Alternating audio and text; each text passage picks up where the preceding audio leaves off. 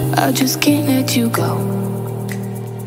Lord knows that I've tried to. You said I was the only What's up, everybody? Welcome to my channel. I'm Sunshinery. Make sure to subscribe and like this video. You made this mess and left me with the pieces. What's up, everybody? Welcome back to my channel. Didn't I tell you it was going to be a 2-episode week? We are now on chapter 16 of Rachel Goes Rogue, and it is titled lowercase vPR, like the V is lower and the PR is capitalized. That's important. vPR machine, what happened when the cameras stopped. Uh-oh, guys. Now, the show notes say, behind every reality TV star, there's someone picking up the pieces. For Rachel, that is her manager, Juliette. Rachel has turned over the podcast to let Juliette tell all and reveal the role the media plays in the whole situation. She better be selling some good Juliette tea over here. But make sure to like this video, subscribe to my channel if you already haven't done that. And let's not waste any time. Let's get right into it. This is Rachel Savannah Leviss, and you're listening to Rachel Goes Rogue. Today, we're doing something a little bit different. I am handing the reins over to my manager, Juliette. There's been a lot of questions, and I've asked my manager to step in and take the reins on this one because she is able to articulate all of the things that happened when I was away at the Meadows, and she had to step in and deal with all of this chaos, just giving more of an insight on what that was like, because this scandal kind of took over the media for months and months and months and months. And it was very stressful, and Juliette was there for all of it. Thank goodness, because I had to, I had to deal with my own stuff in order to be healthier. I had to take that time away. Juliette was my representative that really stepped up for me and really took over, which I really needed at that time because the press was insane. People were asking for comments. There were rumors and mistruths being talked about. There was full-blown fan fiction. There were allegations that I was pregnant, that I was seen at an airport, that I was not at a mental health facility. I was actually at a spa, just all this stuff that was not accurate at all. And I couldn't even have predicted that was going to happen. I just knew it was all too much that first month leading into the reunion. And then I had to take some time away to figure my stuff out. So Juliette was my firsthand woman. And I think that she's more well equipped to answer the questions that Lanae Brody is asking. Lanae Brody has almost 16 years of experience working in entertainment journalism with a heavy emphasis covering all things Bravo. She has also been a moderator at BravoCon. So I know that she's very emotionally invested in the situation and has all the tough questions. And this isn't a cop-out for me to not take accountability, or people say that. I physically and mentally was not there for the heart and the meat of the chaos. Thank goodness. I was taking care of my mental well-being. But Juliette was, and she earned every dime of her rate during that time. So I'm going to hand it over to Juliette and Lanae Brody. Now, going into this podcast, I wanted to learn a little bit about Juliette and also Lanae Brody, who would be asking the questions to Juliette. Now, Lanae Brody is a former senior reporter of the emerging content at People, and she has her mark in the entertainment and lifestyle space. She covered a wide range of subjects, including celebrity interviews, TV show updates, and exclusive insight into the world of Hollywood. Lanae joined People in 2021 and continued her impact reporting until 2023. Prior to her stay at People, she worked as a senior reporter for HollywoodLife.com, and that was from 2018 to 2023 as well. Her journalistic journey also included reporting for vPR Publishing from 2028 to 2018, so 10 years there. But really, Juliette, which she goes by Juliette Hariss, is the main player because she'll be the one answering all the questions. She's Rachel's PR, all of that good stuff.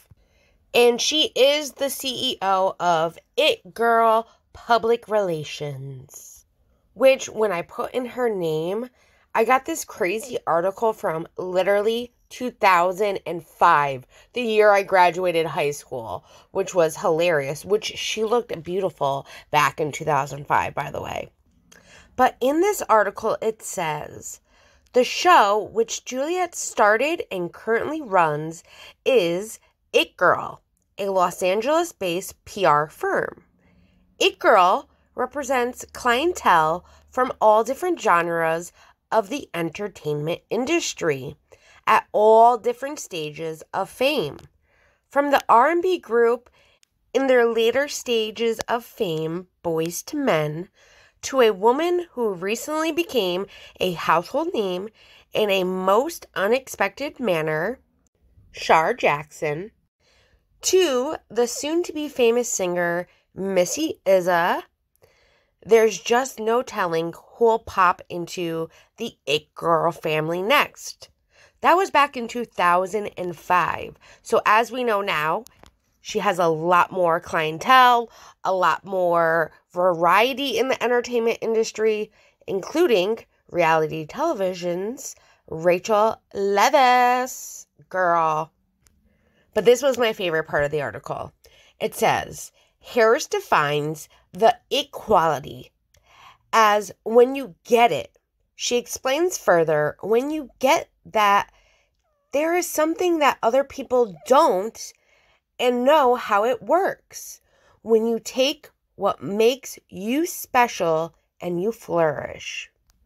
She also says, the issue most clients don't understand is that once they're on top, they must work hard to stay on top. Harris says, our job is to keep an ear to the ground and really understand what's happening at a grassroots level. We take a product and expand it into many diverse marketplaces as we can. We try to create the news. Creating the news, this is how stars rise into the sky. So that's just a little bit about these two lovely ladies that we are going to be hearing from. And I cannot wait to hear what Juliette has to say. I have heard already some things that she has claimed in this podcast before getting started.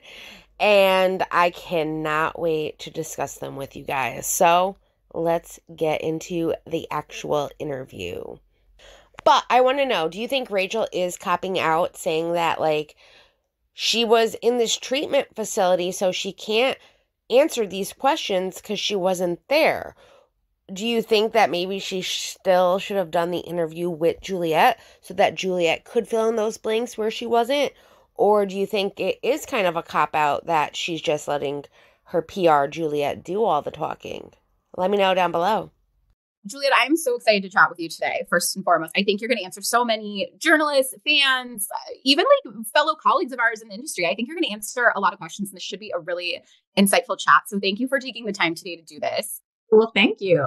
You know, I think my first question when I was asked to chat with you was, I really want to know how she met Rachel and how their relationship started. Like, did you find her? Did she find you? Had you guys met at, an event 10 years ago? Like, why don't you talk to me about that first? Fortunately, I've been doing this for 24 years and I've been very lucky that because of word of mouth, that's how I get all my clients. And actually, we had a mutual friend that when it happened, just to kind of remind you of the timeline of that, when it broke, and look, I am not great at all my dates and times. So Bravo fans, give me a break if I'm a day or two off. I believe it happened on the Wednesday that they were in New York, and then the video, and then it broke. And then Friday it broke news-wise. And She found out that she had been taped without her knowledge and thought, oh goodness, this is a whole different level. And she told her family and friends, and they connected us. And by the Sunday, I was on the phone with the lawyers and helping her get sort of organized and figuring out what we needed to do.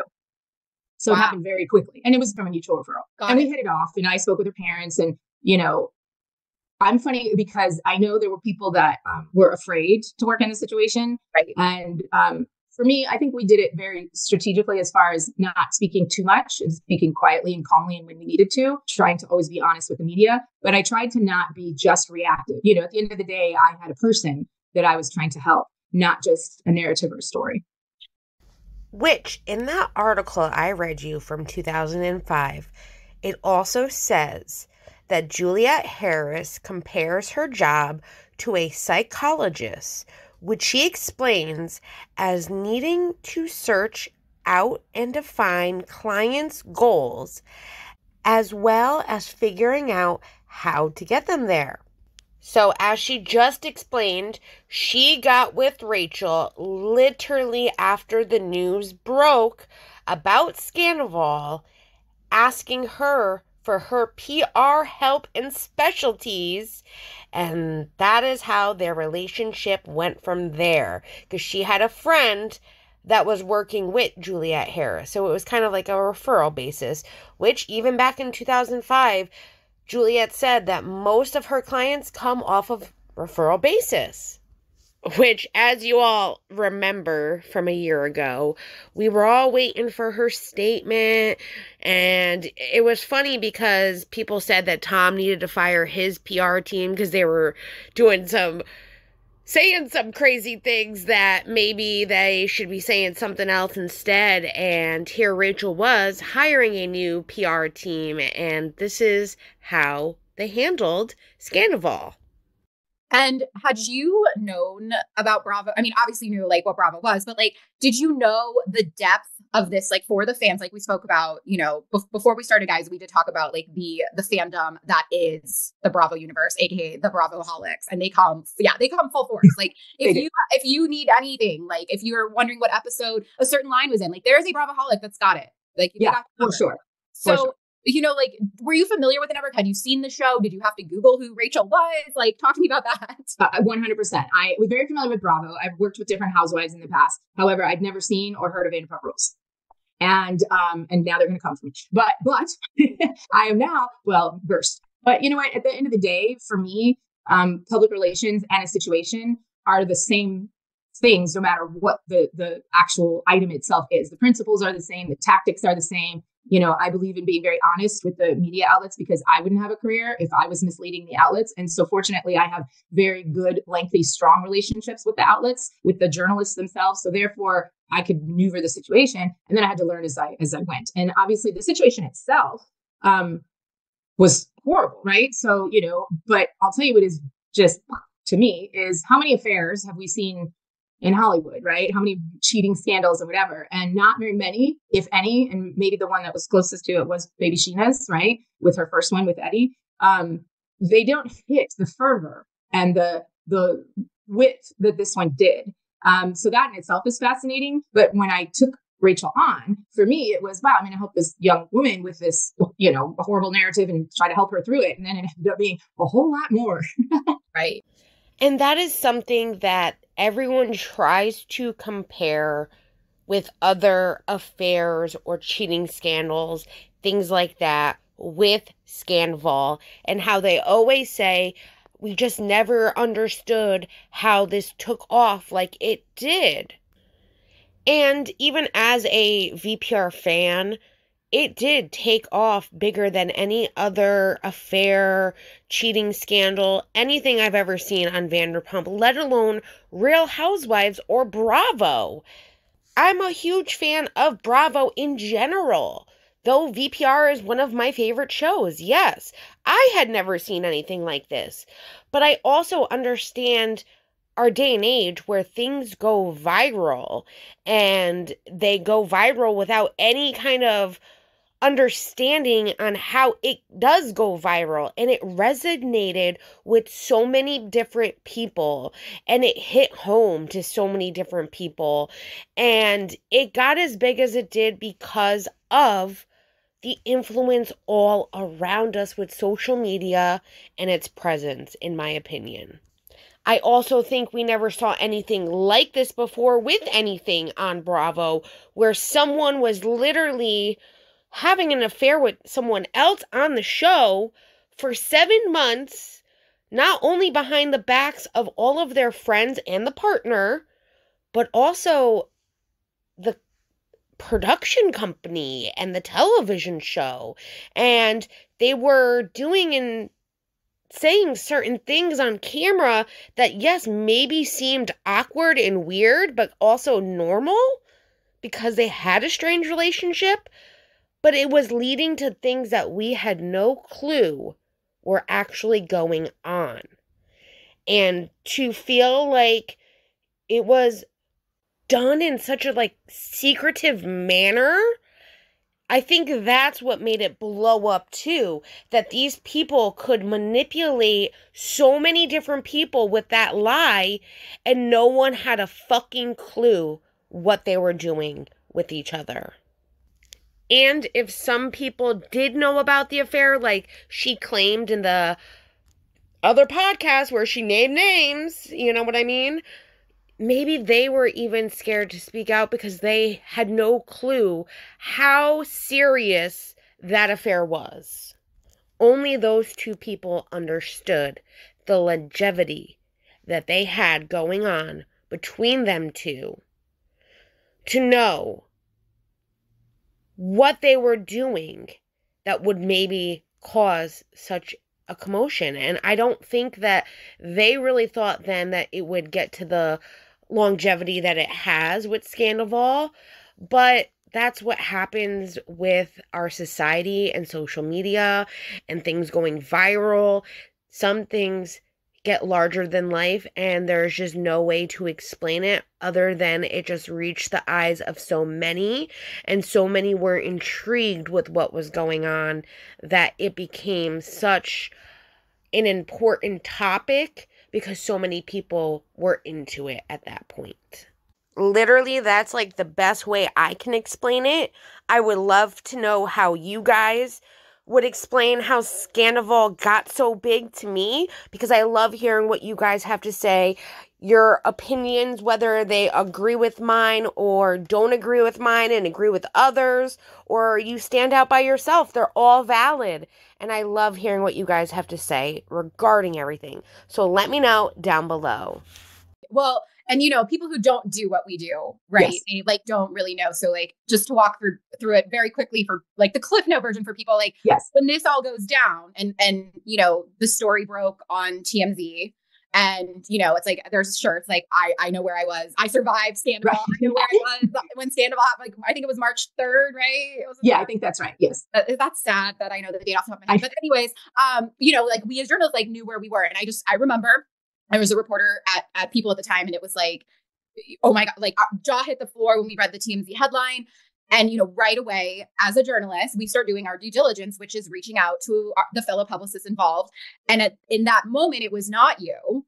And I just remember it must have been, if I remember correctly, I think Rachel had somebody else for a 2-day stint in between you guys, right, for that first weekend, because I just remember we were all okay, I won't name names, but this person who does work with Rachel is now claiming they don't work with Rachel. And now I'm told this person's working with Rachel. And oh my God, I thought I reached out to Rachel's rep, but now I'm hearing that this is not Rachel's rep. It's this person. And then I believe by Monday, your name was given to me to start reaching out to. And I was literally sitting there okay, I just want to do the right work, but that's what we do. And we use websites that are updated constantly, are supposed to be to tell us who the right representative is to reach out. Yes. So I have to imagine when you got thrown in by that Monday, because I said, she did have somebody else for that 48-hour window. There was actually 2 people.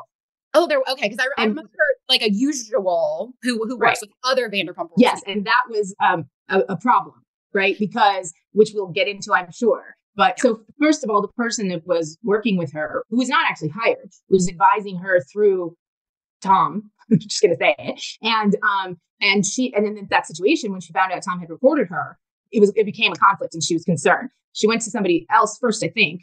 And they were too afraid of the magnitude. They basically said, and these are good people. I'm not naming them. They're good people. They just said, we're small, we're startup. We can't withhold this hate. And then pay me. Yeah. So that's all.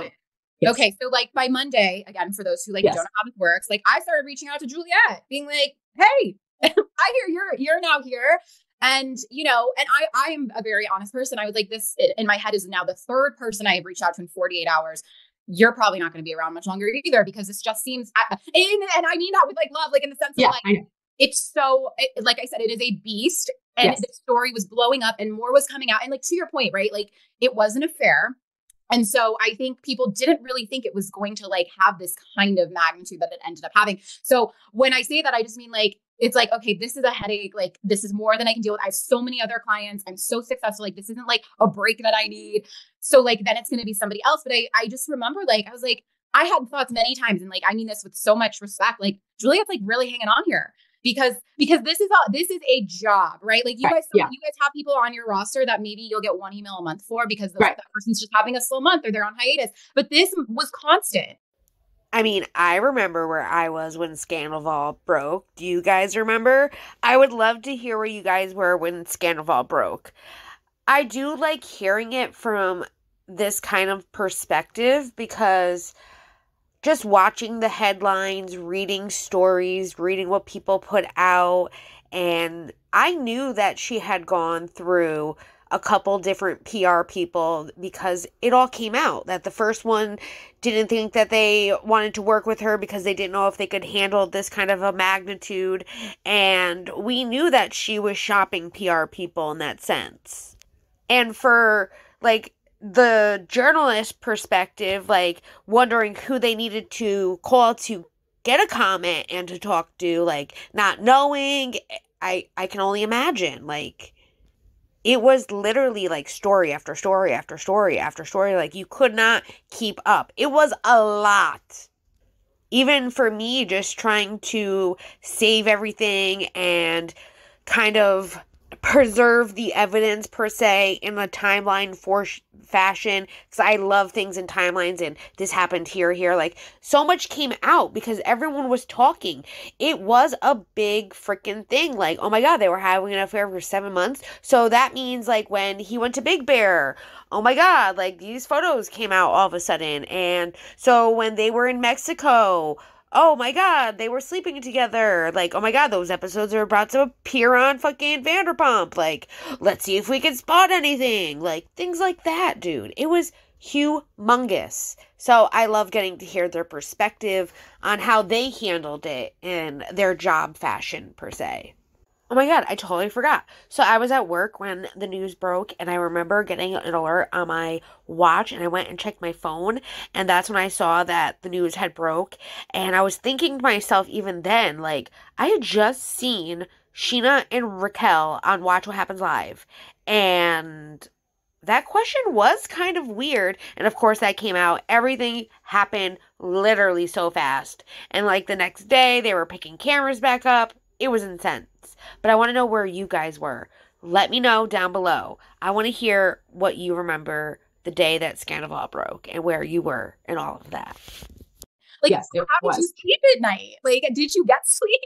Well, I think right there at the beginning, there wasn't a lot of sleep. And it was, you know, you have to remember, besides the fact that this is a television show and a scandal, at the base of it are people, right? And her parents who watched this happen to their daughter. And look, think of Pam and Tommy, right? Like what could have happened. And so that's why I say on Sunday, we were on the phone all afternoon with the lawyers. And that's when they sent out the cease and desist and to destroy the video and not send it out and blah, blah, which they needed to do that quickly. Because, and also in perspective of everything from that timeline where the argument happened, the assault happened, the getting on a plane back to LA, and finding out that it's bad enough that this affair just came public, but then finding out the person that you trusted had recorded you without your permission. And now that's out there, right? And that's her only, so now her, you know, her television friend group has blown up, her, like it all blew up in 1 minute. So for her family, it, you know, it was horrible. So yeah, they were on the phone with me all the time. What should we do? How do we fix this? Because they certainly didn't want to see their daughter on Pornhub, you know? So everybody was trying to jump up and do what they could do. And don't get me wrong, from a PR standpoint, I think they did an incredible job with the circumstances in the beginning. They sure did. Exactly, with like talking to the lawyers all day Sunday to get those cease and desist out there. That I agree. I think that was a very important, necessary thing to do. Do I still think it's hilarious that the attorneys didn't send it to the castmates' attorneys, but they sent it to the castmates? That was a little crazy, but hey, that's on them. That's a different business perspective. I do believe that her parents are amazing parents, and they're willing to do whatever it takes to get their daughter the necessary help, and trying to figure out what the next step was with all of this, because it did blow up very fast and very furiously too. Like, it was a lot for anybody to handle. I get that. And I know people always say, like, well, what would you do if you were in her shoes? Well, first off, I would never be in her shoes, because I would not be having an affair behind my friend's back with her boyfriend. I mean, but I do try and put myself in somebody else's shoes and think, like, what would I do if, like, something bad happened to me and it went, like, as crazy as it did, like it did for her. Now, I still don't think that the restraining order was necessary, but that is my opinion. I understand why people think that it was. I mean, hey, that's what her team did. I think that was their move, and they were only in favor of their client, trying to do what they needed to do. And it's very evident to see here. And we know Rachel signed that paycheck. She already said that. And then let's not forget, Rachel was already from this previous season quite fragile. And you saw her have her breakdowns. I mean, and if you talk with, like, she had the anxiety attack in the car, I think it was from the girls' trip. She was crying on Peter's shoulder as a friend, because I think for Rachel, she wasn't sure which parts were reality and which parts were reality TV. So when it came to me, there was already these issues of her breaking down and getting counseling and figuring out if she was going to go into this facility. So all that happened like in a week. And then the reunion was coming, right? So yeah, it wasn't a lot of sleep. It wasn't a lot of rest. It was a lot of, and the media, with all due respect, all of them I have great relationships, were relentless. But they're all trying to get the story. They're all trying to get the bottom line and the why. So I respect that. But yes, it was a wild time. I think, like, it got to a point for me because, you know, as a senior reporter, I just remember that I got to a point where, like, I was like copy and pasting, like, hi, Juliette, I hope this email finds you quite well. Reaching out because, like, it got repetitive, but we had to reach out any single time, you know, another outlet was bringing something, or, like, you know, my phone was, like, I am very intertwined in this community. I am a fan and I've covered the beat. And so, like, my phone, like, even if I wasn't out there sniffing, was blowing up like, hey, you know, she had dinner at this establishment. We saw, like, her and Tom were still meeting up and hanging out. So everyone's like, oh my God, what actually is going on here? So, you know, your guys' job, right, is to work with us, either have us get the story straight, or again, like, if it's a journalist you really trust, like, you might come to them and be like, hey, I really want to put this out there. Can we work together, you know, on getting the story? And I can totally imagine it being like a copy and paste kind of day where it's like, does your client have any comment regarding this situation? And does your client have any comment regarding this that was just said? And does your client have any comment regarding this that was just put out there on social media? I could imagine it was like that for a long time, especially within the first at least month, because it blew up. Even that first week was so intense and crazy. Like, I remember how crazy it was, because I was trying to save everything too, because I knew I wanted to talk about it, and it was something that I enjoyed watching myself and couldn't believe was even happening. And I was watching everything everyone else was saying and what they were thinking, and it was so much. Straight, how are you deciding what to comment on? And, like, when to make those calls to, like, you know, get the story out or get the story straight, things like that? Well, I think so. In full disclosure, one of the things that I did do is I didn't publicly put my name out. right? Most of the time you don't as a publicist, right? Like it's not my job to be out there, but a lot of times I have to thank my journalists and my relationships for keeping me hidden, if you will, for a while, because Sure. with the vitriol and the hate and the intensity of it all, I've got 3 little kids, right? And I just didn't want that. But I was also, because I had the relationships with the journalists I had, and they knew, and I'm very proud of this, because I worked at it for 24 years. I don't lie to the journalists. I don't need to lie. I can say, look, I can't tell you that right now. I'll tell you when I can. I'll clarify when I can. So a lot of it is thinking like a chess game, right? So what I do is thinking what's going to happen 3 steps out, right? And trying to, because I don't ever want to lie, I also don't want to rush to answer something so that it's wrong later. This very well could have gone that way. A lot of the theories were kind of right? We find that out as it all kind of goes, but I didn't want to misspeak. I also wanted to give Raquel space to make decisions, because if I said we were going to do something and something went in a different direction, then they would come and say we lied. So if you really look back at everything we did from a PR perspective, it was less, not more. It was, and that was very purposeful. And we can dig into some of those, because some of them were very challenging. Like, the initial part, it was factual, right? There was an affair. But I think the part that was frustrating, and I know you're a huge Bravo fan, but the PR that came from this was driven. This was not accidental. This was not just a swirl of interest, because that would have lasted a week, right? Like how many, no offense to Kyle and Mauricio, love them, but they keep trying to get that scandal to stick, and it just doesn't really stick. Wow, she just said a lot. She really thinks that this was done because it needed PR and they wanted it to blow up the way it did. And in my opinion, with the whole Kyle and Mauricio thing, I really don't think they want those stories to stick. I think they're doing the opposite, in my opinion. And with this whole affair, so much happened. There were 7 months that nobody knew that they were doing this shit, and people wanted to know what the fuck was going on. 7 months, like, oh my God, that time that we went to the club, did they, like, hook up, do you think? Or, like, the time we went to dinner, like, did she go back to his place? Like, there were so many questions, so many unanswered questions as well. And people were speculating. People wanted answers. People wanted to know what happened. I don't think that this was some kind of week-long event that would have lasted. I see it as something that got big for a fucking reason. Like, there was just too much to it. There is still a lot of questions that we all still have. And it's a year later. So I disagree with that. But, hey, that's her opinion. She's got to have the best interests for her client. This one went above and beyond. And then you have to look at all the tentacles, because you've got all of the Sheenas and Lalas that have their own podcasts too. So, the PR is working overtime, and the Bravo blogs are working overtime, fans are working overtime, and fans are searching for truths and whys.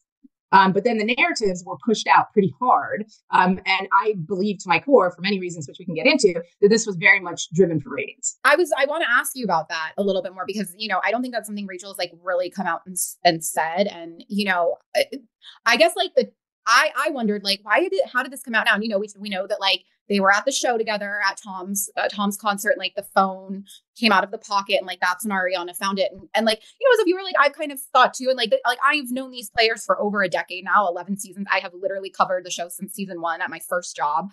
Right. I mean, what took so long? I wonder, like it happened on this stage. This is October of 2022. This picture right behind me. Okay. Right. It came out March of 2023. And I have to, like, my job is to like sniff what's going on. And I am still mad at myself to this day that I did not pick up on anything going on when it was literally happening right in front of my face, under my nose, next to me. So like how this was kept quiet is one thing, but like 2, like, how do you think it came out when it did? And why, if that is your theory, why do you think it came out when it did? So my theory is not going to be a popular one, but I stand by it, and I will go to my grave believing it. All right, guys, buckle up, because I have a feeling we are not going to like her theory on what really went down. Which she's entitled to her theory, but I just have a feeling we're not going to like it. Is that, so the Bravo sleuths are super sleuths, but women as a whole, pretty good at sleuthing. If I think my husband is cheating, and I can walk right over to his side of the bed when he's asleep and check his phone, because clearly she has his password, right? When you drop your phone, it doesn't unlock. So she had to unlock it. She unlocked it, if the story is true, to check it at that moment. Why? Why would you, if you suspect anything at any time, and we already know because Sheena and her podcast, they came out and said something about, Ariana said, this is sus behavior, right? And in the lawsuit that Rachel filed, she also said that she believes, this was known beforehand. So I don't believe that. I don't believe that's how it's happened. I believe that was propped and sent. And I don't know, maybe she saw it the day before and she told production and off they went. But if you think that your partner is cheating, you have access to their phone 24 hours a day. Wait till they're asleep. Wait till they go to the bathroom. Go look at the phone. She had the password. So I don't buy that it fell out of his pocket and I looked at it and blah, blah, blah. I think that was set up for the whole thing. Now, honey, I know you're a female too, so I know you know how this works. You can't just look at someone's phone whenever the hell you want. You have to be sneaky about it. Like, if you have suspicions, you can't just grab the phone and look whenever you want. Like, if that was the opportune time that it fell off the stage, she went and grabbed it, put it in her pocketbook, and then went to the bathroom and had the opportunity to look and see without being bothered or him walking in there saying, "What are you doing with my phone?" Like, I mean, come on. It was a girl's intuition, as she said. And yes, she had people questioning her, like, don't you think that's kind of weird that they were at the Abbey together and they were dancing all over each other? She had people in her ear, yes, saying, like, I don't know, this doesn't seem right. Like, something doesn't seem right. Like, of course, the intuition then after the phone fell was, let me go to the bathroom. This is my moment of peace where I can look for myself, see what I need to, so I can finally say what I fucking need to say and know that this is not just me going crazy in my head, that this is actually what's happening. I mean, I get it. Do you guys get it? I at least try to be, like, reasonable. Like, if that's something that was happening and, like, I saw that, yeah, then it's fucking done, dude. But try to be as reasonable as possible without being manipulated by a narcissist as well. Like, well, that's not what it was, babe. Like, no. She had gone through enough. And I believe wholeheartedly that's exactly my theory onto what happened. What are your theories, guys? Let me know if I'm completely crazy and out of line. I like when you guys tell me the truth. I really do. Because I see it from a different perspective. And of course, I'm sitting here thinking to myself, and even Sandoval admitted that he had different things on his phone to make them hide different photos that he was saving and different things that he sent message-wise to her in different folders. It was like a disguise app. So he was already trying to disguise everything that he was doing and hiding everything, knowing that, like, she did have access to his phone whenever she wanted, that she would not find it. He admitted to that shit. And I'm also thinking too, because, like, I have access to my boyfriend's phone. I have access to everything. I pretty much have all of his passwords to everything, because God forbid, if I don't fucking write them down, he's not going to remember them anyways, kind of a thing. But I mean, if he was to hide something, he would have to hide something from me for me not to see something. But I still wouldn't, like, just grab his phone and look if I felt like something was wrong. I mean, I'd be sneaky about it. And look, yes, I'm a girl, dude.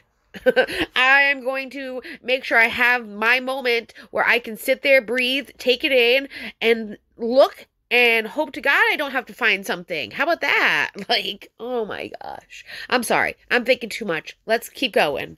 Why do we think it came out? You can also tell in the final 5 minutes of the reunion when they pulled Rachel in. So just so everybody knows, that was like 4 or 5 hours condensed into 5 minutes. So they were pushing and pushing for her to express things. So they were fishing. They knew. There's no way they didn't know, in my opinion. And why? The show was fledgling, and look at the ratings it got. It got ratings. It beat original Bachelor ratings. Wow. Yeah. So that's my opinion. I know people aren't going to love that, and but I stick to it. And I feel that something else that you'll look at and people forget is that all except maybe, I don't know if James is or not. I mean, he's a DJ, but all of them are actors. They are all trying to be actors. They're all actors. Rachel wasn't. And I think we find Jo in the same position that Rachel was in. And, people want to say she was a super fan. She wasn't. She had never seen the show before until she started dating James. Then she's watched the show because, she's dating James. And people like to say, oh, they all know what they're getting into. They don't. They think they do. They think they can control it. They think they are smarter than the network. They're not. It's like I compare the network to Las Vegas. The house always wins. First off, lie number one, your client either told you and you are now repeating is that she didn't know about the show before she started dating James. That's false. Rachel has already admitted that she knew what Vanderpump Rules was and that she was actively going to DJ Kennedy's events to try and meet James Kennedy. I really need to find that clip so that way every time that lie comes up, I can show you guys I'm on it. I promise. And I also think where she's like saying how Rachel, that last 5 minutes, like she's sitting there and blushing and smirking, like how they knew about it. Production knew about it. I do to an extent think they had some kind of inkling something was happening, but they weren't sure as well.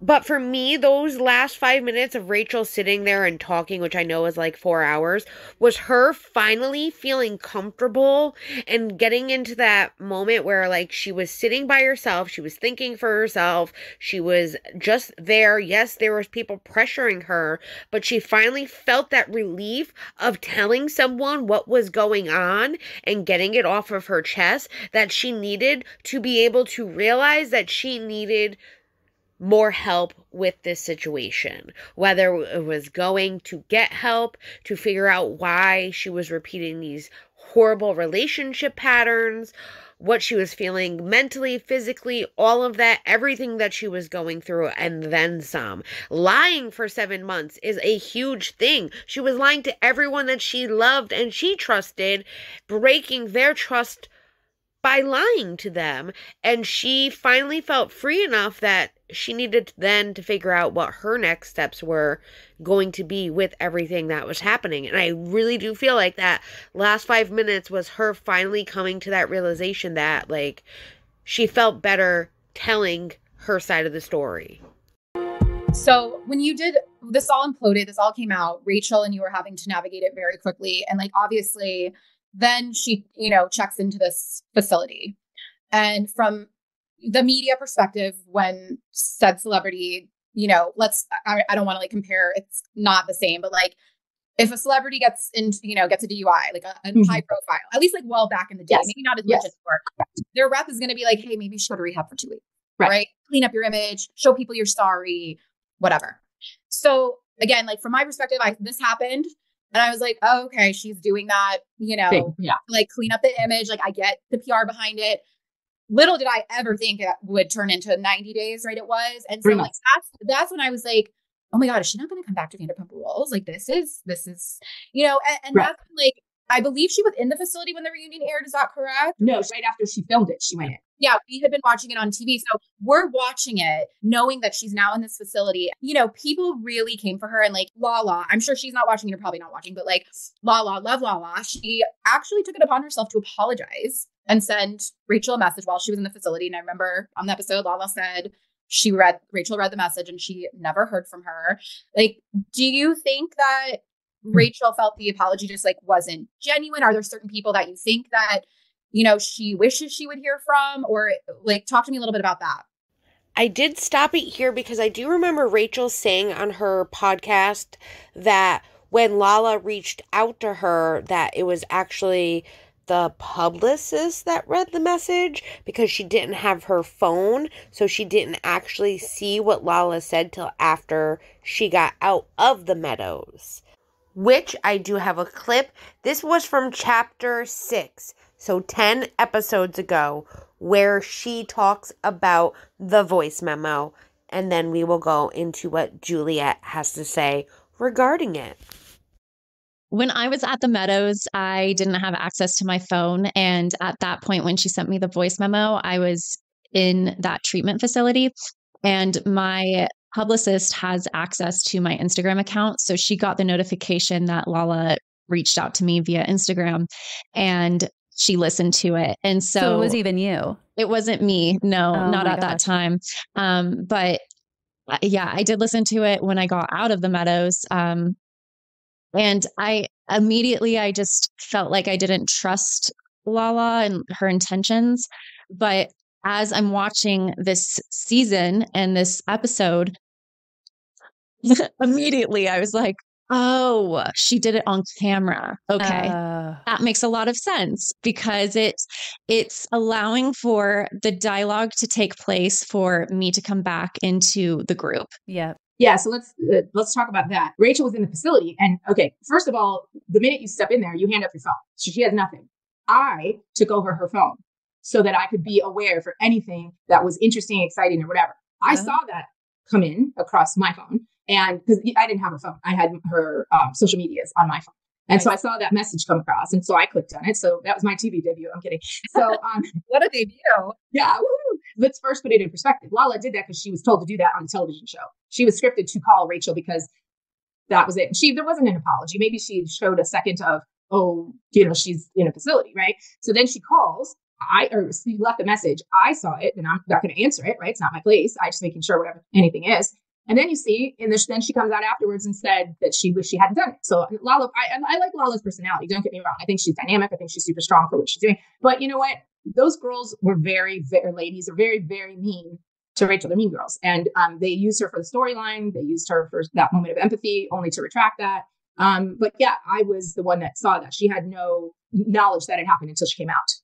Now, I would play it here, but Watch What Happens Live does not like when I clip their clips from their show. And no matter if I speed it up, I add things over it, they always try to claim even a 10-second clip. But I will link it down below for you guys to check it out yourself. But Lala said on Watch What Happens Live that thankfully, the universe worked in magical ways that, Rachel didn't answer, which she didn't know that the publicist had gotten it and not Rachel till afterwards. But then that's when Rachel did Bethany Frankel, and she was like, oh, I wish I never messaged that girl. Because what Rachel said on Bethany Frankel was crazy. And when she got that voice memo, she did not know that it was filmed. And I don't think that that was scripted at all. That's my opinion. I get people can feel that it was scripted. I do. I really sincerely think that Lala felt bad for Rachel in that moment and really just wanted to reach out from the bottom of her heart. And that's just how I feel. I know others feel differently, and I can understand why they feel differently. But I truly believe that Lala did feel some kind of remorse and wanted to let Rachel know, even if it wasn't like a way to bridge the friendship. I think Lala truly just meant, listen, you don't need to hold on to this forever and you can let it go. She was battling her own demons and she just wanted to reach out to someone that was battling her own demons to let her know that you don't need to hold on to that forever, that you can feel better about yourself and that's okay too. And to that point that you made, first of all, Rachel was also already going through counseling. And it was quite funny when we digged into the Tom of it all. Tom was trying so heavily to influence everything she did, including me, trying to get me fired so that she would work with his rep, trying to get her to come out of this facility. She needed to get away from that. So, the 30 days, it was a big commitment. And I don't think there's a celebrity out there that you can say that had that level of inpatient 3-month assistance. I mean, it's unheard of. And she's so great for it, I will say too. Yeah. Well, obviously she took it seriously. And, I will say, like, when she came out and said, I'm walking away from the show, I think that was her, in my opinion, it was her way of like really saying like, no, I don't want this. I don't need this. I don't need to be famous. Like she gave up a job, and a lot of money. And it was really out there that they wanted her to come back. And I've watched several times this year, and I'm sure a lot of fans and people have thought the same thing, like of, well, what if Rachel were here? Like, what would be happening? Like, things like that. We'll never know. And, I kind of like had the vibe too. I'm like, maybe it'll be like a housewife moment where they take a season off and then they, come back and like, hey guys, I'm here. Obviously that seems to not be the case in this situation, but And I do believe that Tom was trying to influence Rachel to go with like his PR team and to do this and do what he said to influence her decision in whatever he wanted it to be. So that way he had more control over the situation and her not speaking. I believe all of that to be true as well. Now, I will disagree with Lynette. I will say 90 days is average for most treatment facilities, whether it is mental health or addiction related. 90 days is, I see a lot of my friends do 90 days. So that is not absurd. It is absurd for like maybe celebrities per se, because they do it as an excuse.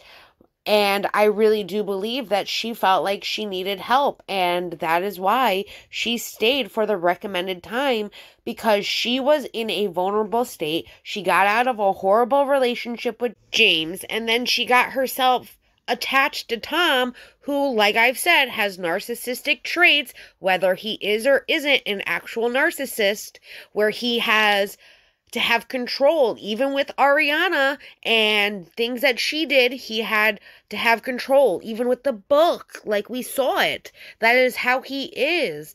And he wanted control over what was going to happen. And when he doesn't have control is when he feels like he is not having any control at all with everything that's happening, and he goes crazy in his life. We see that. Especially when he tries to manipulate situations, i.e. Miami Girl, we saw it there as well. But I will give Rachel a lot of credit for getting the help that she needed. She was going through very vulnerable moments in her life, making the wrong choices, letting red flags appear and walking right by them and not taking them as, oh my God, it's a red flag, maybe I should think about this, kind of a thing. She needed to do what she needed to do. I also believe wholeheartedly, because I heard the way she said it on that podcast that day, that another reason she didn't go back, it was, I do believe, moreover, the fact that they would not pay her what she wanted to be paid. Though I will say too, I don't see where she would fit into this season at all. And I'm not over here thinking, well, what if Rachel was in this season? No, that's not how I'm thinking as a fan. I know maybe there are people that are, clearly, but that's not how some of us are thinking. It's more like, where would Rachel fit into this season? And I have said, what if she does come back next season? I mean, there are those people that take a year off and then come back. I still don't see where she would fit in anymore with these people, the castmates, which are a part of the show. I think it would be her and her alone, and like with her friends and whatnot, but it wouldn't be any of them doing anything together. I just don't see where that would fit in very well. And I'm kind of shocked to see where Tom fits in, though I do know like Schwartz is still friends with him and they've all talked to him. I just don't, I think if Rachel allowed herself to talk to these people too, there may be room for that, but she's also made it very clear that she wants nothing to do with anyone, which is her decision, and that's where it just wouldn't fit. It just wouldn't fit. So I don't see her ever coming back to Vanderpump Rules. What do you guys think, though? Let me know down below. You know, I really do want to get into the Tom of it all. And actually, one question that I really have for you is, Brock, on a recent episode, accused Sandoval's team of planting a rumor that Brock and Rachel hooked up. Right. He thinks that Sandoval's team or former team planted that. What do you have to say about that? Have you heard anything? Do you agree with Brock? Let's just admit, I don't have the fact, but it wouldn't surprise me in a hot second. There's another thing that was out there when Rachel was coming out of the nail salon and she answered some questions. I've always set things up directly with the outlets. I call you and say, hey, so-and-so is going to be here, be there. Somebody had to give that, and it wasn't us. And somebody got paid for that, and it wasn't her or me. So I am of the belief that he 100% set things up in whatever way to make him look good. And then there's another example. I'll just mention it. You know, there was when she was in the facility, and there was then the video where he was at the spa, and then you hear the girl laugh. That was done intentionally to cast doubt that she was in a facility. Well, damn, in 54 seconds, she said a lot. First off, I don't believe she was coming out of the nail salon. She was sitting there waiting to go into the nail salon. At least that's what it looked like. I do have the clip if you guys want to see it. But did Sandoval let TMZ know that she was getting her nails done? It's possible it was from his side. Maybe Rachel called and didn't tell you that she called, or like didn't want to let you know because you would get mad at her that she had told TMZ that, you know, she'd be there. I mean, that's possibility too. I mean, just the track record. I'm just saying it is a very big possibility as well. But if you have access to her bank accounts, then maybe you would have seen that I don't know how that works. So I don't know. Do I think that Sandoval's team planted the Brock story? I do. And it was a way to get some heat off of Sandoval. And it didn't work because it wasn't true. It was the point, though, that his team tried to do all they can to deflect from their guy, which that's the whole point of PR, right? I mean, anything to help the client, right? I mean, I don't know. You tell me. She is the PR girl. Like, what does she do to help her client? Like, does she plant stories? I would love to know if she's ever planted a story in her life. Because she seems like the type that she's never planted a story in her life kind of thing. Or said something that wasn't true that later came out to be not true. Like, that's just what I'm getting, and I don't like that I'm getting that feeling, but I would love for her to answer maybe a question like that instead of something like this, just so I can have a feeling. You guys with me on this? Oh, yeah, and the spa and the girl laughing that Tom was at the spa and the whole laughing setup. Yes, that I believe, too, was done on purpose the way it was to make it look the way it was. And, again, anything to help him and his side of things, you know what I mean? Like, he didn't give a fuck. This is why Tom Sandoval is who he is. But for old time's sake, let's just take a look at the nail salon clip for us. Hey, Raquel, how are you? Hi. How are you doing? Good. How are you holding up ever since everything broke out? I'm holding up okay. Okay. It's been a little rough, but I'm hanging in there. Okay, I see your face kind of cleared up. Yeah. That's good, that's good. Sheena claims she never hit you. Is that true? Or is she, like, who's lying? Who's saying the truth? Like, Sheena knows what happened that night. Uh-huh. I'm not going to go into it too much. Okay. I do have a permanent scar on my eyebrow. Oh, wow, yeah, I see it. So. Okay, how do you feel about the show tomorrow? Just meeting everyone? I know I have to take accountability for my actions. Yeah. I'm completely prepared to do that. Okay. And okay, have you apologized to Aria? Have you guys talked, or how's that? I talked on the phone, and I apologized to her over text, but she didn't receive it very well. So. Okay, what'd she say back? I prefer not to say. Okay, it's probably just know it wasn't well. Yeah. Okay. How did it start? Like you and Tom? How was it just something that just happened out the ordinary, or is It started off as a friendship. Okay. And it turned into something more. But I'm sure we'll go into detail. Yeah. About all of that Okay. What was the kiss? The kiss to you and Tom? People think it was a cover up for the other Tom, you and Tom Schwartz.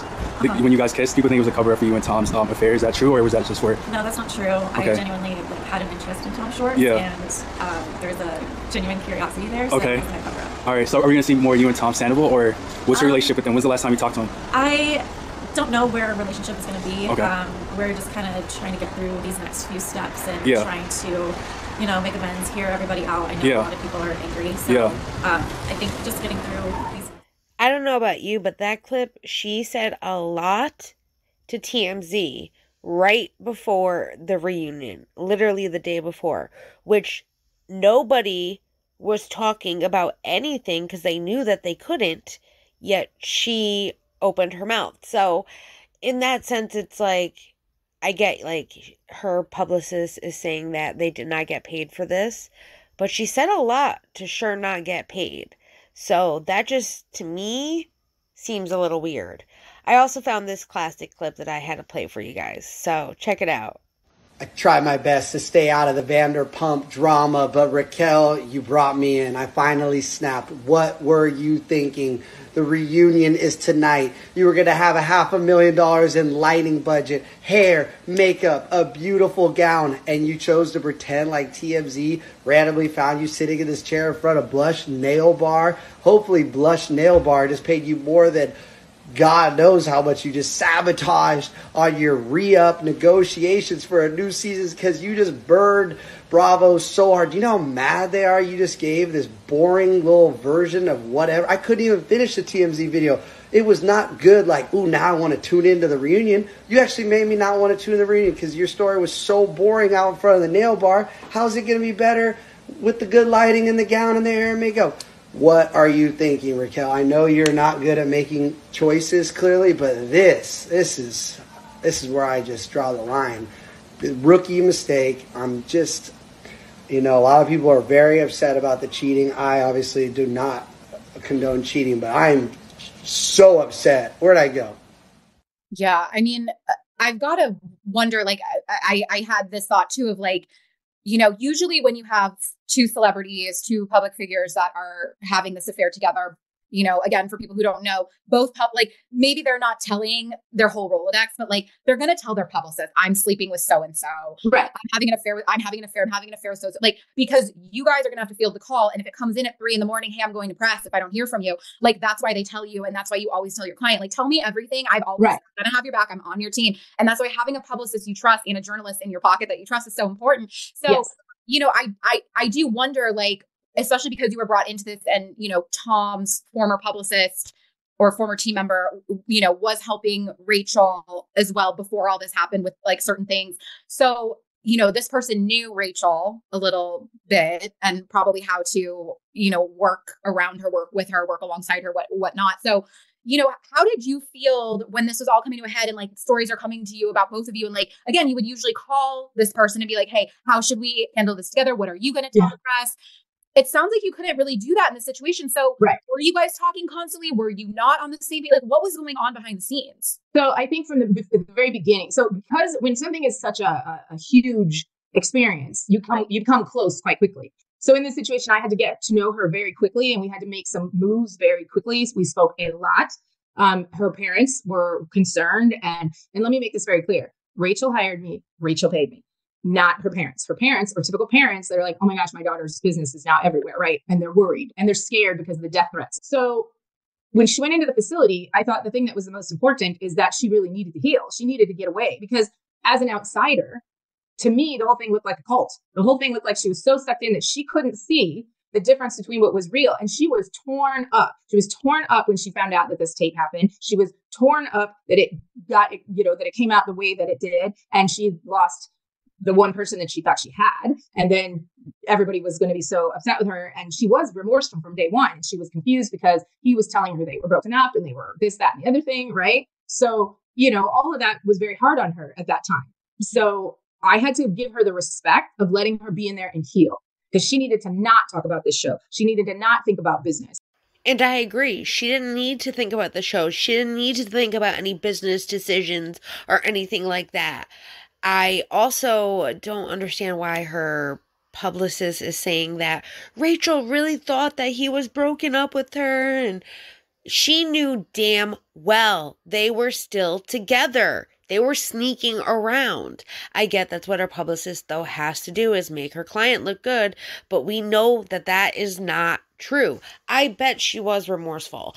I bet she was all of that. To you. What about to Ariana, who it happened to? That's the problem. I know she was going through a really difficult time, and I agree with her PR in the sense that she needed to go and get help, and she really needed to just be by herself to think about everything that just happened and then figure out how to pick up the pieces from there.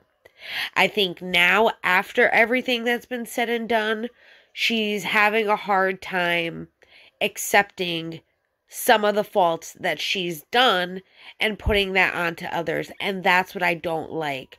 And when you fuck up, you need to just, I fucked up. And this is how I got better. This is what I did to get me to where I am. It doesn't matter about him anymore. It doesn't. Even if it's, he lied to me. He made me believe this, and you know what? I believed it. I took what he said as word, and I ran with it because it felt so good.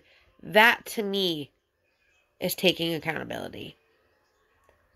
I don't know. let me know what you guys think. I'm having a hard time with this episode just because there are some things I would like Rachel to say too, and I understand why they did this episode and I appreciate it. And I think there are some things too that Lanae is just not saying either. But she's understanding from that perspective because she works kind of in the same industry perspective where they're always in contact with the PR teams and all of that. And she knows how it goes because she's writing the articles.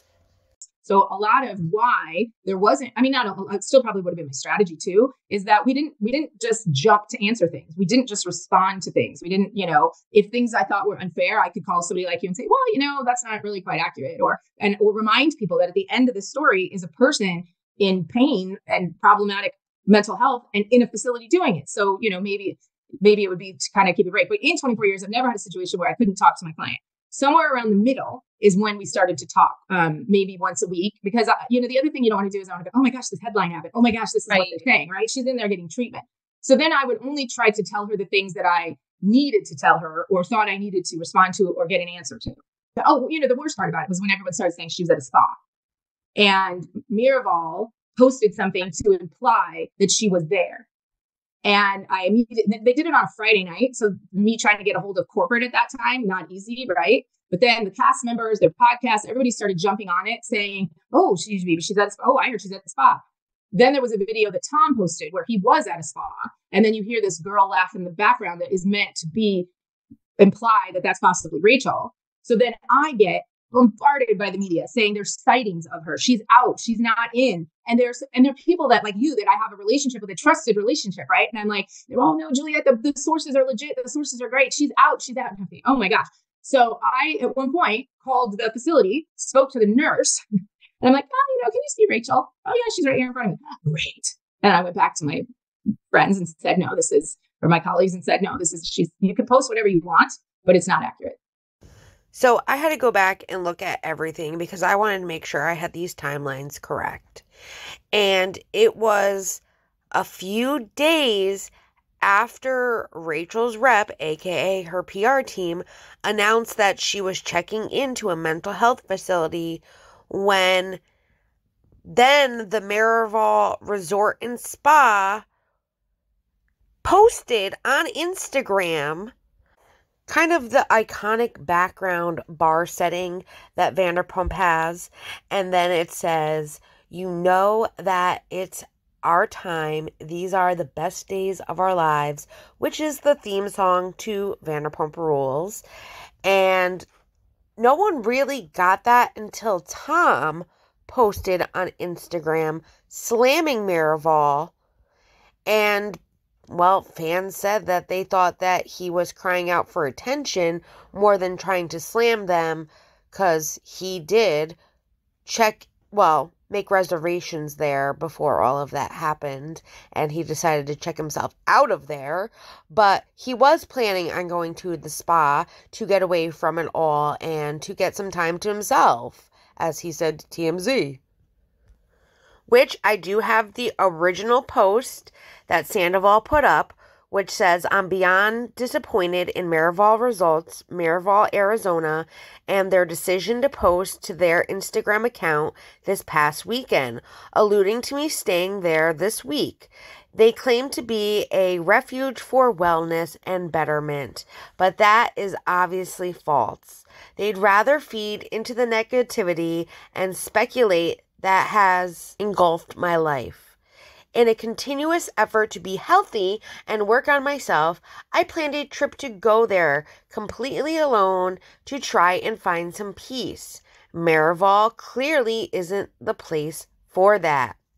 Special shout out to the general manager who refuses to take any responsibility for the actions of his team, though he considered the post in poor taste. Regardless of where you stand in all of this, we all deserve the chance to work to be better. Tom also posted that original post from Miraval, Arizona Resort and Spa, where they had the background bar photo with the Vanderpump lyrics, And he had put that in his stories and had put, everything you see here. The girl going, what? I don't know why I said little girl, but the girl going, what? Because she's younger than me. And the arrows to what they said and people's responses. So no one really knew about that post until Sandoval made it bigger than it was, in my opinion. Now, I do know there were fans at this time watching everything, and anything that they would see, they would speculate and try to figure out before statements came out. I knew that was happening. I saw it all going down as well. I will say a lot of news outlets and media did not put out anything until they got confirmation from the resort, from PR teams, all of that, because they wanted to make sure. I will say that I do know Peter and Dana both speculated that Rachel was there or was maybe meeting up with him, and that's maybe why she was at the spa and also not at the mental health treatment like her PR said, because of everything that was being speculated. And when they did get confirmation that she was there, they did apologize and take that back. And I do know that because I've heard a majority of all these podcasts, if not more. But that is how all of that went down. I do not recall this video that she talks about of this lady giggling and it assuming to be Rachel and that Tom was there. Now, I looked everywhere for this video clip that she kept talking about the girl laughing and how people speculated that it could have been Rachel laughing and that Tom set it up to make it look that way. I kept looking. The only thing that I found was on April 20th on Reddit, where it was Tom's Instagram story where he was doing archery and the girls were laughing. None of them, though, sound like Rachel. And clearly this was when he went to whatever wilderness wellness area that he went in Arizona, because he still went to Arizona, even though he did not go to Marival. But then the only other thing that I saw after that, which I'll play you both clips, was back from August. So that was April when all that was happening. And then later in August, after Rachel got out of the Meadows, she did go to a Massage Envy and she was spotted. And they were wondering if she was going back for season 11 still at that point. That when they spotted her, it was like, oh my God, Rachel has been spotted at a Massage Envy spa now. So those were the only two things that I can find. So I'm not really quite sure what she meant by this giggly video that made Rachel look like she was at a spa and not a mental health facility. I will give her PR that people were speculating, and they were speculating based off of everything that was being said and done. Tom went to a wellness retreat where it was kind of like a spa. So yes, people speculated, what if Rachel was doing the same thing? I will also say, when it was confirmed that she was at the Meadows for mental health treatment, that is when everyone stopped speculating because they had the facts, and no one ever said she was at a spa till later on in August when she actually was at a spa. If any of you know about this little Instagram video or know where I can find it, please let me know below. I searched everywhere, and this is why the video is coming out later, because I wanted to make sure I found it, and I couldn't find it. But let's take a look at the two clips that I did find. So, alright, that's cool.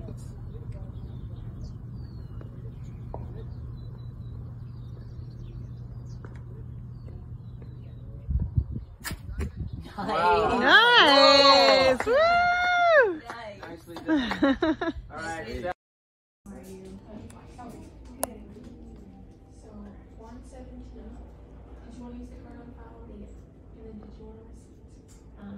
Yes, please. Buy one of these Obashes cleanser. Definitely.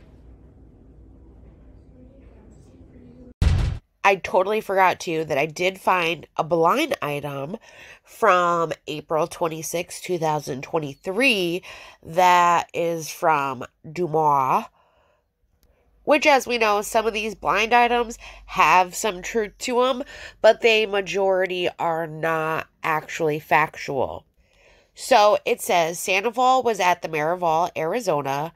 My blank is a yoga instructor there, and she said the Miraval did the social media post because Tom was fake crying on the phone and all upset and whiny because the public was finding out. So they did the post, and Tom shared it to get the word out even more as an act so people would think he wasn't there and wouldn't stalk the place or have media there. He even asked to be comped something. Raquel, I said it backwards, was only there for a day. She's not sure if she stayed over, but she heard she was around for one day. But yeah, the whole post was done on purpose. And these are why I hate these blind items, because there is some truth to it. Yes, Sandoval was in Arizona. Did he go somewhere else where maybe he had a yoga instructor and he was crying and they plotted and schemed this Miraval post? That is possible. The bottom part, though, Rachel was only there for a day, and then that doesn't make any sense. That's not true. At that point, she was already at the Meadows in the mental health facility. So this is why I say, don't trust these blind items. Right. And I now I do remember that. And I remember us all being like, well, there's no way. Because like, again, it's all happening so fast. And I'm not saying this at you directly, but like you will even know there are publicists in this industry who lie on a daily basis to protect their clients. Totally. We are used to it. Yes. I usually can sniff them out. Like, I get it. You don't want me breaking this big news. And then I don't want to get scooped. Like, I was sleep over. Right. So of course it's like, we have this video. We hear a girl, there's Miraval, which is a legit place. Right. Things were moving like a million miles a minute. Were you talking, and were there ever times that you talked to Tom directly? Did you ever, and correct me if I'm wrong, but it sounds like you were having issues communicating or getting on the same page with his side of the ball and his team. Did you ever try to go around that and go to him directly? And then was there a point that you just kind of said, you know what, we're going to do it our way? I can't work with you guys. You're not in her corner. Because I really did think, at least in that moment when we were all living it, wow, like Tom and Rachel may end up together. Again, outside looking in at that moment. Wow, that's actually a really good question. I really want to know if she ever actually reached out to Tom or had to reach out to his PR, all of that. Great question. Let's listen. So for me, I would consider myself a good judge of character and pretty good intuition. And the very first conversation that I had was with myself and Rachel and Tom and his then representative. And even the way it came to me, at that point, I could hear she was broken. She was a broken person. You could hear it in her voice. She was shaky and I don't even know how to describe it. She was sort of not all in herself at that moment. And when she said to me, Tom wants to get on the phone, Tom, his representative, and me and you. And I'm like, okay, what do you want? I pick up on those things. I'm a mom of daughters too, and I'm very much about empowering them. And when I hear that, I think, okay. So we get on the phone and immediately listening to him. Now, remember, I haven't seen an episode of the show at this time. Listening to Tom, right? Yes, this is Tom. Okay. Immediately talking to him and listening to him. And all he kept saying is, my brand, our brand. And I was like, excuse me, you're thinking about a brand. I'm thinking about a human that is about to go into a mental health facility. But you do you. And Rachel actually had said to me previously, I need to have some time alone, but he won't give me the time alone. He won't give me a minute's rest. I told her, let me be the bad guy. I'm the bad guy then. Let me be the voice. And so I said to him, I said, look, when you get the flu, you still love your family, but you don't feel well. And all you want to do is lay in the bed, put the covers over your head, and just drown it out. Mm-hmm. I said, can you give her 24 hours where you don't call her? Leave her alone for 24 hours. Let her have the flu. Let her pull the covers over her head and just relax. He could not do it. The minute we hung up, he was on the phone with her again. Now, does that sound surprising? Not at all. I could see Tom totally doing something like that.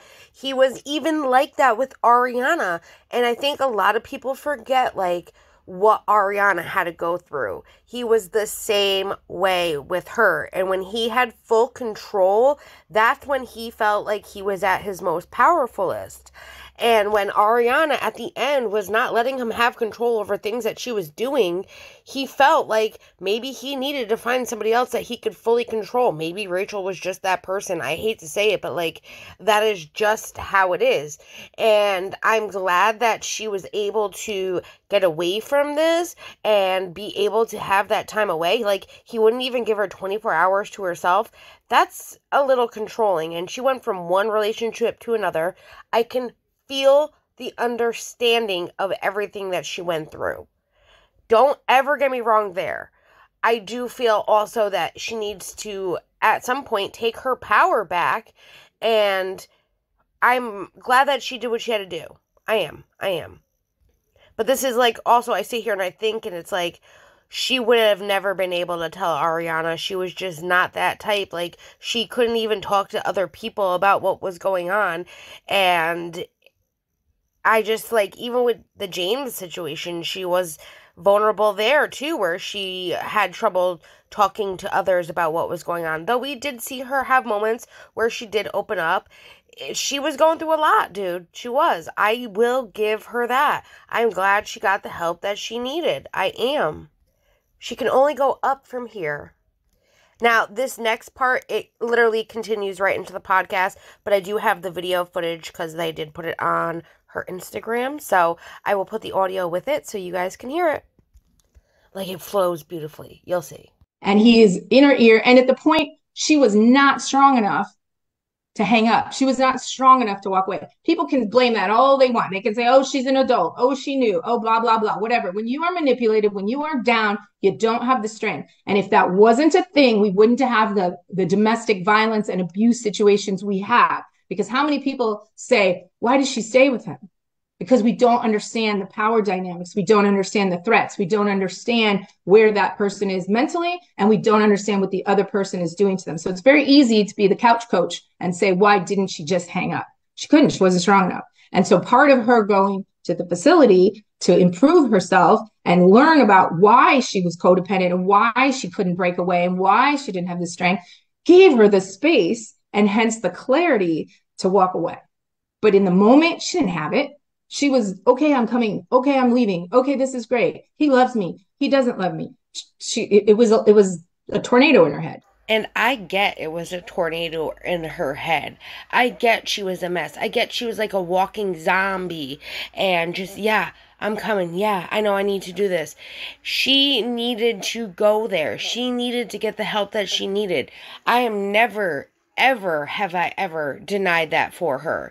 I believe that she needed to talk to somebody and figure out what she was doing with the patterns with the men that she was with and the dependency that she felt that she needed. And I do believe there are still some deep issues that she maybe doesn't realize, and I do hope that she continues on this journey and she finds herself and her voice and she is a stronger individual through it all. I think that she should take this as a learning lesson and not such a negative and turn it into a positive. And the more that she stresses on it as a negative, it will continue to be a negative in her life. So from that moment on, as he told me, he was worried about his brand with Ariana. They had built a brand together. They had appearances. Then he was like, but Rachel and I, we're going to be the new brand. And I was like, ew, this is ick. This is a person. This isn't about a brand. And then it takes me back to one of the earlier points I made with you. There's people that are on reality television that get it and they're great at it and they work it and they manipulate it and they benefit from it. Rachel wasn't one of those people. She just wasn't. So did it get to a point then, like after that phone call, that you guys started distancing yourself from stuff? Oh yeah, pretty much from that moment. I knew what I was dealing with and I was like, I'm not doing this. One thing in particular, or actually two things. Rachel was still torn with the Tom issue, right? She was starting to see he was manipulating her, but she wasn't strong enough to just break it off at that point or walk away from it. And so we had this call about how we were going to break, I think it was an apology, the public apology. So she had apologized to Ariana twice via email and tried to call her, and Ariana had blocked her, understandably so. Just because you want to apologize doesn't mean somebody's there to receive it. So she apologized to her twice, and then she told her that she was going to make a public apology because she didn't want it to be fake or whatever. So she let her know. She didn't answer. That's fine. We put out the public apology. I was very transparent. I hit the journalist at People Magazine first, set it up, and then we were on the phone with Tom and his rep. And I read it to him, And the minute he said he was good with it, I hit send to the journalist. Well, did I get an earful from his rep? Oh, you lied to us. You went around and said, no, I just beat you. I went faster. So I got it out there because I'm not playing the games that they're playing. I needed to take care of a human. I needed to get that apology out for her. She wrote, and then we needed to be able to take care of her health. Which I do find that very interesting that when they did the apology, which if you guys want to see the apology, I'll put it on the screen right after this little speaking bit, that she was on the phone with his reps, and literally when he said, okay, sounds great, she pressed send and it went right to the media people and right on to Instagram. I do believe that was necessary, though people did take it as, you know, probably her PR wrote it for her. I don't necessarily think that her PR wrote it for her. I do believe that she wrote it and they verbalized it in a much better way for her so that it was in her favor, just like Sandoval. Though I do believe Sandoval had a bit more power in what he wanted to say and went over his PR because he clearly, did not apologize for shit. I will give her that. She at least apologized, though she even victim blamed in her apology. So just a refresher on the apology. This was from March 8th, 2023, where it says, I want to apologize for my actions and my choices, foremost to Ariana and to my friends and the fans so invested in our relationships. There is no excuse. I am not a victim, and I must own my own actions, and I deeply regret hurting Ariana. I'm reflecting on my choices, speaking to a counselor, and I'm learning things about myself, such as my patterns of my codependencies and addictions to being and feeling loved. I have sought emotional validation throughout intimate connections that are not healthy, without regarding for my own well-being, sometimes negatively affecting others and often prioritizing the intimate connections over my friendships. I'm taking steps to understand my behavior and making healthier choices. This is where she's the victim coming in, guys. Although I chose to be on a reality show, accepting the good and the bad that comes with it, beyond my own actions, I have been physically assaulted, lost friendships, received death threats, and hate emails, in addition to having had my own privacy violated. I have begun counseling to end my unhealthy behavior cycle, learn to set stronger emotional boundaries, and learn to protect my mental health. I don't expect sympathy, understanding, or forgiveness. Right now, I must focus on my own health and well-being, and as I strive to be a better person moving forward, I will prioritize my mental health and learn from my mistakes. Raquel Leviss. And then there was another time, and this was, again, where I start questioning the motive. In the reunion, Tom says how he was on the speakerphone, right, and heard it all.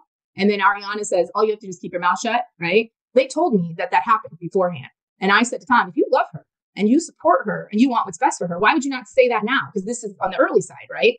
He said, yes, I will. And then he backtracked. That to me was a real sign of his selfishness, because that would have changed the narrative along the way.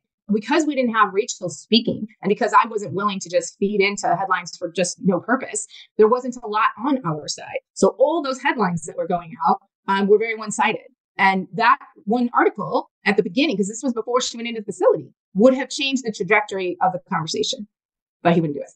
Yeah, and remember, they were in the trailer at the reunion together filming, and like I said, I really thought these two were going to go the distance, but it sounds like all of these issues that were happening behind the scenes, it sounds like to me like there were all these issues. You're a mom, so you also have that, instinct, yes, maternal correct. Piece of you. It sounds like you really were able to come in, see what was going on, see this, your word, broken girl who just needed guidance. Maybe you were probably thinking, if she goes into this facility, clears her head, comes out and says, I'm so in love with this man, we're going to go to therapy together, we're going to work through this.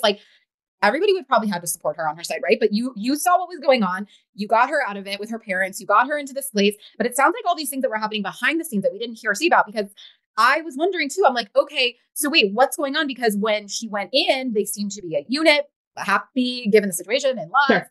You know, they're going to come out of this together, and like she's just going in for a PR again, outside looking right. in. Of course. And then she came out, and you know, we're watching on the show now. He's like, "Oh, she won't talk to me." And I remember thinking, well, how did we get here? Because there's a lot of things that we're not hearing. Like, how did we get here? And this is where I was like watching, being like, oh, I wish we had Rachel's like commentary, like her side of it as well. Right.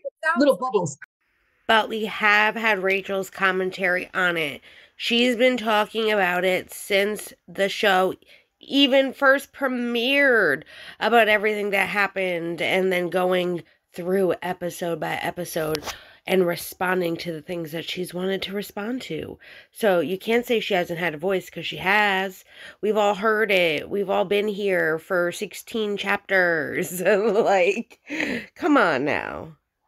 Yes, but it sounds like you were having all of these, you know, butting heads, conflicts. Like you're seeing that like they wanted to take the story in a direction that you did not agree with and want. And you were able to get Rachel to see, oh, wait a minute, this is not someone who has my best interest at heart, I feel. Right. So it really sounds like it was all these behind the scenes working that led to their, you know, blocking him and their eventual. One thing actually in particular is, so now remember, she goes in this facility and he's calling me. Right. And the whole first part of it, he's just like bashing her going in there. Oh, you know, they're going to brainwash her. Oh, she needs to come out. And I said, if you support her and you care about her, let her have this journey. If she feels that this is helping her, why are you bucking it? Let her be. Let her get the help she needs. Well, it's because he didn't want the help, you know, like he's told her, and hence the name of the podcast, he didn't want her to go rogue. Thankfully, it clicked for her and she said, no more. And then he was frustrated. And then he would call me out of frustration. And then the last phone call I had with him, it was very funny. He said, she needs to get on the phone. You need to get her on the phone. Even if she doesn't want to talk to me, she just needs to be on the phone. I've got critical information for her. I'm like, okay, you know, I said, I'm sorry. She doesn't want to talk to you. She has instructed, she's not going to call you. And he got so frustrated and he blew a gasket and was like, I'm not going to protect her anymore. I'm out here by myself. It's them against me. I'm not going to do this anymore. I'm going to do what I have to do. And then hung up the phone. And I don't know if it was the same day or the next day. And I called Rachel and I said, oh, I think Tom just broke up with us. And this is people why I keep saying he has narcissistic traits. Though I cannot diagnose him, I don't want to diagnose him, I want nothing to do with diagnosing him. He has narcissistic personality traits. And not being able to control the situation, the narrative, whatever it is, the brand deal, oh my God. But he goes crazy. And clearly that's what happened. And I'm glad that someone actually told him, because he needed to be told, like, cut the fucking shit, stop calling, she's done. Like, someone needed to say that. So thank you, Juliette. Thank you. Thank you very much. And I love hence the name of the podcast, Going Rogue, because he didn't want her to go rogue. I loved it. You guys never heard of him again. Yeah. Wow. And now he's dating somebody. I mean, what do you guys think? He never stopped dating. He's never stopped dating. He's dating, I don't know, there was some influencer, and then there was the music girl, and then he's never stopped dating. So, you know, boo-hoo, I haven't been single in 15 years. You don't need to be single to date. You're still dating. Never stopped. Does Rachel seem bothered like at all? Or is she able to like tune that stuff out? Because you know what? This is the thing that I don't care what anybody says and all the haters that hate. That girl has put in so much work, and she is continuing to do the work. You know, I look at her and the way that where she started to where she is now, she's like a different person. The confidence and happy space, like the broken girl that I met that was so sad and confused and hurt.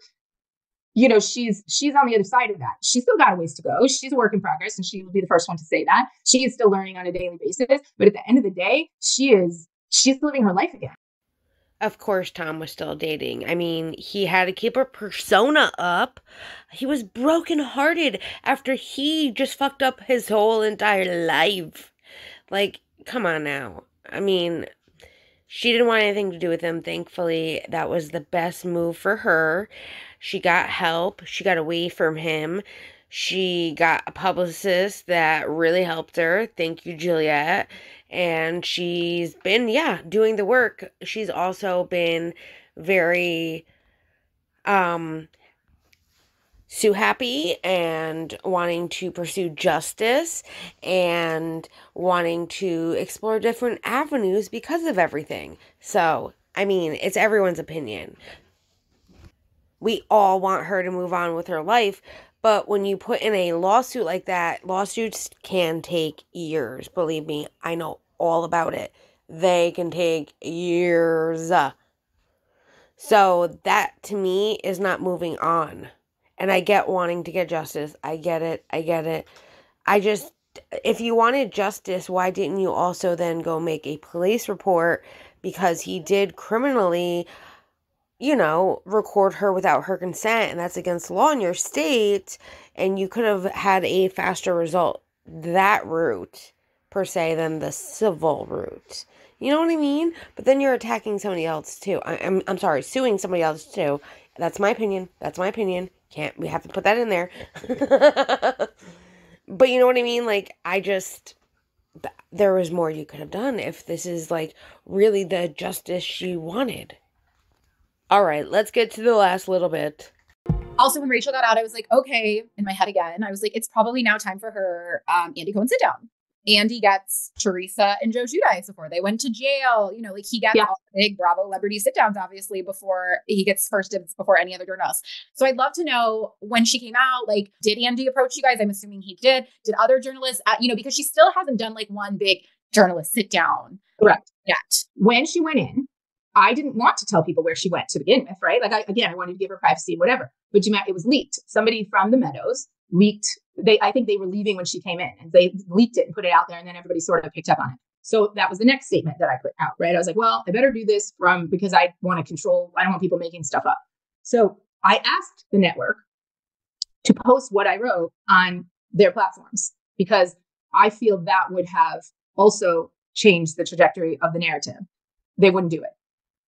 And I thought that was pretty suspect, because if you have an employee that's going in for mental health care help, don't you want to support them? So then I did say, you know what? I think, don't you guys want to be on the right side of this? Like, this is somebody that's committed to her mental health. Nobody knows what it's like to go to an in-house facility. What if when she comes out, if it works for her and she's healthy? And at that time, I didn't know she was going for 1 month, 2 months, 3 months either, right? We just knew she was going in we knew it was a 30-day stay to begin with. And so I said, well, if we did do something to highlight what her journey was like, right?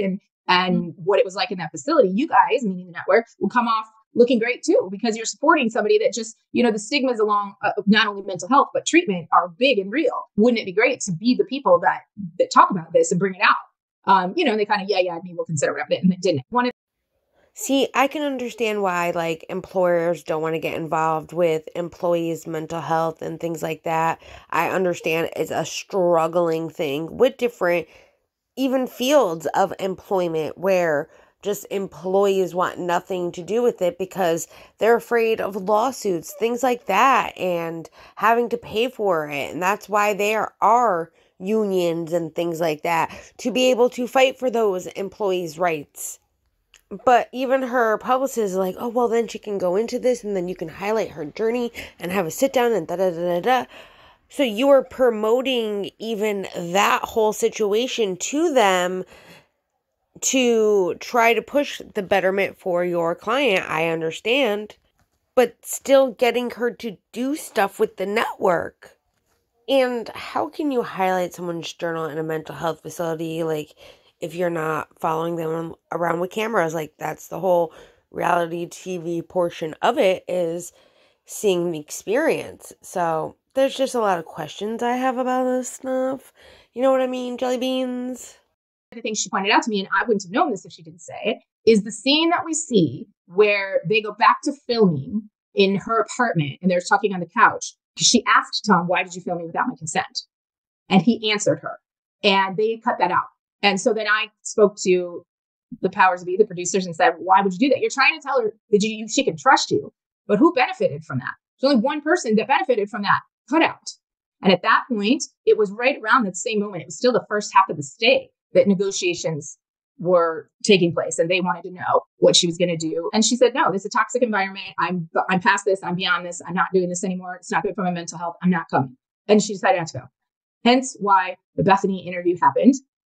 You're also forgetting that you sent in contract negotiation deals on behalf of your client and that they did not want to pay her the amount of money that you guys wanted her to be paid for. I mean, that's an important part right there. You're forgetting that. And can we be real for a second? Of course, Evolution Bravo is going to cut out him admitting to recording her without her consent on camera in a production point of view, because if they air that, that's him admitting to it and legal ramifications, civilly and criminally. That's something that they didn't want to be involved in, and they didn't have to be, and it's covering their own ass. I mean, come on now, like, they are going to watch out for themselves as well. I don't think necessarily it benefited Sandoval, though I did hear that he got like very crybaby-ish after that whole thing and said he wasn't going to be filming the reunion or any other scene ever again, because he didn't have control over the editing, because I think he also realized that he fucked up and he admitted to recording her without her consent. That is just my opinion, though. I mean, that's what we saw too. So, then yes, the Bethany Frankel interview did come right after that, so let's hear about it. And it happened, and I don't care what anybody says about Bethany. Bethany didn't watch the show, but Bethany was fair, and Bethany gave her unlimited time, uninterrupted time to talk about what happened. And I think it was, still to date, it was the best movie we had, because even a network that would have been supportive couldn't have given her the time, right? And so this way she got to tell her story freely. Whether she did it perfectly or not, you know what, it was her first time. Maybe she made some mistakes or whatever, but I thought it was good. I'm so glad we got to chat. Like I said, I could ask you so many more questions, but maybe we'll have another part 2 at some point. I feel like I said, I think this conversation was so insightful for journalists, publicists, fans who've had a lot of questions. So thank you so much. And from our conversation, you can tell like you are invested in your client. Yes. You are invested in Rachel. You do have her best interests at heart, and she's very lucky to have you in her corner. Well, thank you. I appreciate your time. And the one thing that I ask of all the haters, if you will, just be objective. No one's going to change your mind. Nobody's going to condone what happened, but just try to give her the grace that everybody's trying to give Tom on the new storyline. Extend that to Rachel. We have had so many supporters. I will say that, really seeing her growth. So I just hope that continues. And I think the podcast is helping to shine a lot of light there. So people should tune in and just give it a chance. Totally. And just to piggyback off of that, if anybody is still on the fence, a good journalist and a good person who is like a fanatic, you're going to be Switzerland. I always try to keep an open mind, because there's your side, there's their side, and then there's the truth. And I think, especially in this situation, so much has changed in the last year since this story broke. We have learned so much. I've now learned even more things that I didn't know. Like, I'm still like, oh my God, that's how Lala's message got read. Right. So I do hope that people will, maybe, especially now that we're like a year into this, that people will just kind of start to chill a little bit about the scandal of it all and let these people live their lives. So thank you for your time. And, I wish Rachel the best on her mental health journey. I appreciate that. And it was great to talk to you. Thanks a lot. And I think I've been very objective and considerate, and I've had an open mind and an open opinion about everything. And please, I am not giving Sandoval any fucking grace. Please. If anything, Rachel is getting more grace than Sandoval ever will. I do want to say, though, I get the Bethany Frankel interview. And of course, she had all the time of day to talk to Rachel. Look at what she's trying to do right now with Bravo. I mean, she says she's the forefront leader of this movement. Which, don't get me wrong, I always am for employees getting better benefits, having a union, all of that. That is an amazing thing. But when they're like, just let these people move on with their lives, it's like, okay, we can, but now you're suing these people and these networks and things like that. And we're going to be interested in what's going on there, because that's that's relevant to everything that we watch and see on TV that would affect that and certain things that we see and watch on TV. So yeah, we're going to have our opinions, our thoughts, and all of that great stuff.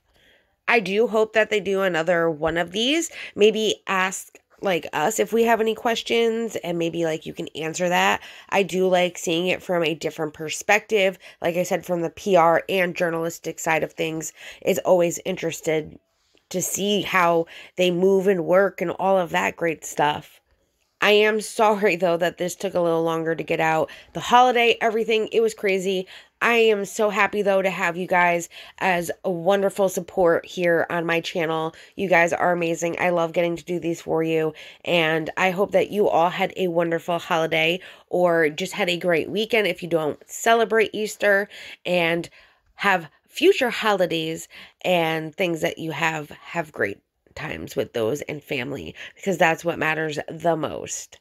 Anyways, I hope you all enjoyed this, and I will be back soon. I've already been working on Lala's Amazon Live. That will be next, along with some other great stuff. So make sure you like this video and you are subscribed to my channel if you have not yet subscribed, and turn those notifications on to all so you can get notified every time I post a video or go live. Bye everyone. Have a wonderful day. Burn all the bridges between us.